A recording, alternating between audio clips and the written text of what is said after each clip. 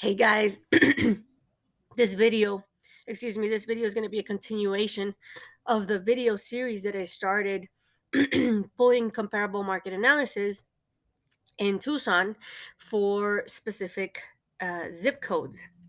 If you haven't seen any of my past videos, I have been talking about the market being very subdivision specific. You can see it in a couple of my zip code specific videos. And I know that only if you live in that zip code, you may be more interested in the video, but that more the people that actually subscribe to my stuff is because they're numbers people. They like to analyze things and they might have more of an engineer mindset, so on and so forth. I stopped doing these videos during December because I had gotten really sick. I just got out of COVID. I still feel very what's the word for it? I still get really exhausted when I talk a lot and I get very out of breath. So I haven't continued doing these because some days it just um, doesn't make too much sense for me to talk so much because these videos can go 10 to 15 minutes depending on the zip code, depending on how many numbers there are. But anyways, the reason why I like doing these videos is because these videos are to educate you and to so that you know or have a little bit of knowledge based on your specific zip code or specific area, and so that you have a little bit more knowledge as to how we should be pulling comparables for you if we're going to be listing your house or if we're going to be helping you purchase a house. How are we pulling comparables, right? Because sometimes you go blind, believing what we're saying and believing in the value that we attribute the house to have, but I like to show the numbers behind my reasoning so that my clients are very well educated. Even if they don't end up using me, at least they'll have some form of knowledge and have a little bit more protection to them. Remember, there's all types of buyers, there's all types of sellers, there's all types of agents. There are agents that are not actually realtors that can misguide you, and vice versa, right? There's sellers that can actually misguide you to all the stuff that you should be receiving as a buyer. But anyways, I'm not here to badmouth anybody. I'm here to talk about zip code specific comparables.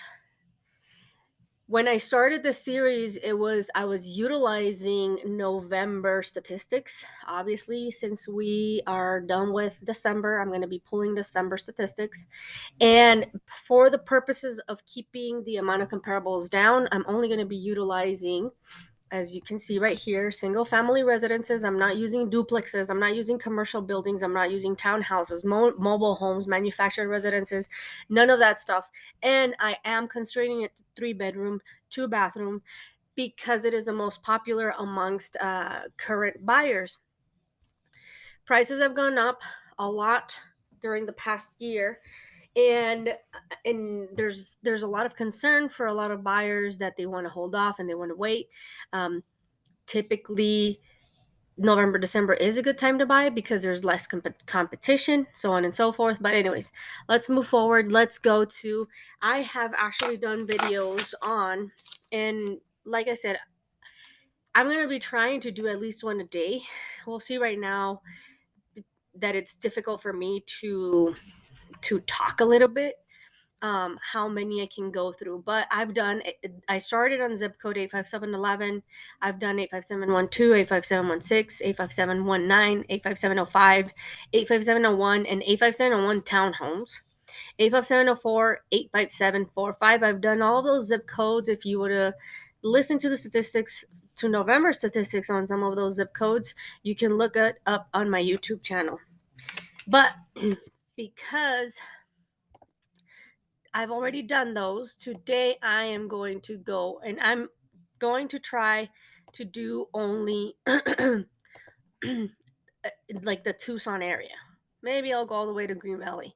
But if I go any further, like I start getting 3 Points and Red Rock and all that stuff, it's not as small of a commute as Marana would be, for example. And a lot of people don't want to live that far out in the outskirts. So in December, 3 bedroom, 2 bathroom, single family residences. I have a total of 1,161 for December. So only that amount of homes. Remember, 3 bedroom, 2 bathroom, single family residences. There could be condos, there could be townhouses, there could be manufactured residences. So obviously, this number would increase with that statistic. Okay. So if I zoom in a little bit closer, the last zip code that I left off at was the 85704, if I'm not mistaken. I think I was right here in the 85704, right? And I was going to start moving into the 85718 zip code. I don't believe that I've done that video. So I'm going to pull comparables for 85718. 85718 is approaching the Catalinas, obviously very desirable area, but it does tend to be a lot more expensive, obviously. Why? Because you have the fantastic Catalina views. It's prime location. Some of the lots are bigger. Yes, there are some older homes, but there's also a lot of homes that have been heavily improved, or there's new developments, so on and so forth. So let's see what sold in 85718 zip code.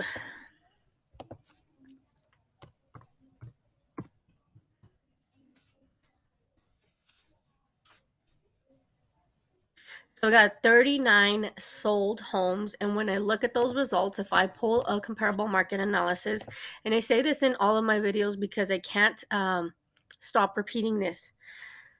You can ask me, how's the market doing? And I'm going to ask you what specific area, or what specific zip code, or what specific subdivision.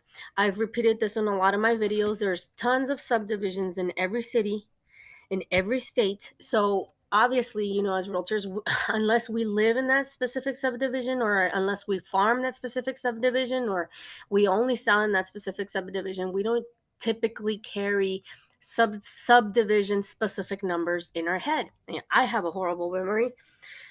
So most of the time, I'm not even carrying a zip code specific number in my head. I mean, unless I just did a video or something like this where it's fresh in my brain, I don't typically carry this information with me. So please bear with me. Again, if you wanted comparables, if you want to sell your house, or you're thinking about it, or you want to refinance or do anything of that nature, and you want to know how much it's worth, or how much I believe it's worth, let me know your subdivision. You can put that on a comment. You can reach out to me directly. I typically share my email and my phone number. And also, I mean, I am with Coldwell Banker currently. I recently did the switch, and my phone number is 520-249-7029. My email is marketingadri@gmail.com. I like to share that one because it's the easiest for me to look up on a regular basis. But anyways, again, so this is a very generic, this is a very, very, very generic comparable market analysis. Why? Because look at all the zip codes that are available, and also look at the differences in square footages. Right, we go from 1,593 to 6,882. Right, there's probably big differences in stuff like garages, lot sizes, and stuff like that. So this is very generic, but if we only look at the zip code, what we can see, the information that we can derive in that zip code, is that typically the average days on the market for homes on this in this area are 25 days. So if your house is currently listed and it's been longer than 25 days, there's a couple things that you can do. Is it very outdated? Is it very dirty? Is it very personalized? Have you depersonalized it? Did you overprice it? Are you giving it or attributing too much value to it? When we look at the median price per square foot, it is 288 and 11 cents. The average is 296.06. And what that means is that the 288 kicks out, the highest price and the lowest price and any outliers, and the average just, takes all of them and just divides them. So if you are way above any of these numbers and the house is not completely remodeled, completely modern, what you see on HGTV that people want today, white kitchens and the boring grays and whites and stuff like that, from my perspective, then you are probably way overpriced, and maybe it's time that you actually listen to your realtor and consider a price adjustment. So again, if you've been on the market for longer than 25 days, I would start considering the price, because when the price is right, the house sells fast. I typically tell my clients that if there's no movement for me within 14 days of me listing the property, I am going to start asking for a price adjustment. Reason being is I'm not here to babysit a house, especially a $1 million house. Where a lot more things can go wrong, right? I'm here to sell a house, to sell it as fast as possible, to get you the most amount of money that you can possibly get for it. However, sometimes if you overprice the property and it stays for a really long time on the market, those are the things that buyers start asking is, oh, how many days has it been in the market? It's been on the market for 45 days. It's been on the market for 300 days. It's been on the market for a year. Oh, what's wrong with the property? Is it haunted? Is something super, super, super wrong? Does the mechanical function? Is there foundation issues? They start questioning the um, condition of the property a lot more. And in their brain, they start knocking down its value. So, you got to consider it that way, because sometimes if you overprice, you shoot yourself in the foot. And the buyers are automatically knocking the price down. And again, if you are a buyer and you see that a house has been a long time on the market, way past the average days in the market, there's a couple of questions that you have to, come up with and see. And you got to really dig in to see why it hasn't sold. A lot of times it is the price point and the price range. But in this market in Tucson, even $1 million homes are selling pretty fast. You can see right here, for example, this $1 million, 500 and $5,000 home, it sold in 2 days. So and it was only listed for 1,349,000. So that means that there was probably some sort of competition or some sort of multiple um, offer situation right here.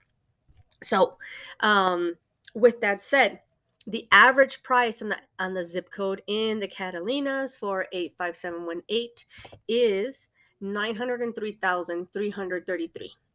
The lowest priced home sold in this zip code is 478,000. And it could have been, a really small house or a really old house, but if you actually think about it, that's, way above average price point, or average qualification in Tucson. And the highest price was for 3,795,000. The median is for 759,000. Okay, so if you are looking for a home in the foothills and you come to a realtor and you say, I want a home in the foothills and I wanted to have this and that and all of this land, and I wanted to be $550,000 or less, you are probably being very unrealistic in this specific zip code or in this specific area. You might want to move to the area right next to it, which is 85704. That might be a little bit more feasible, or you might want to move a little bit lower to the 85719, so on and so forth. So I hope that this video helped get a little bit of knowledge on the 857 Catalina foothills area. And if you have any questions, feel free to comment, shoot a text, reach out to me. I hope to talk to you soon again. We'll see you in the next video.